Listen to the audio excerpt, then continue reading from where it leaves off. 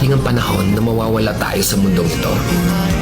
At kapag 500 dumating ang meters, panahon na yun, merge onto Metro Manila Skyway. hindi mahalaga sa kung gaano karami ng pera ang naipon mo sa bangko.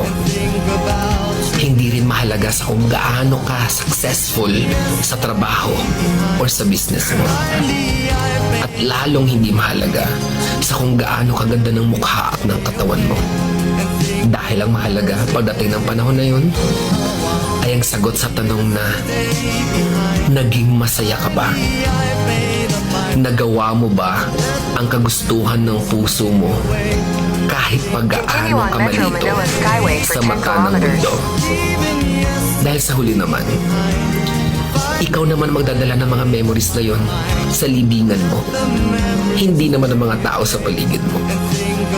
So make sure na bago pa dumating ang panahon na aalis na tayo sa mundong ito, siguraduhin mo sa sarili mo na magiging masaya ka at magagawa mo ang kagustuhan ng puso mo kahit pag-aano ka kontra ng mga tao sa mundo.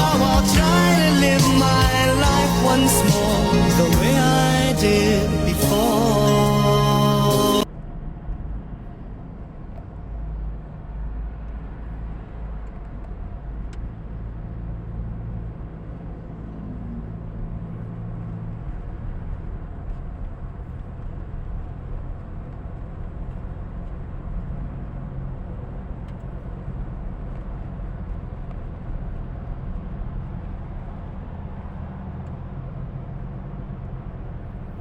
Thank you for watching.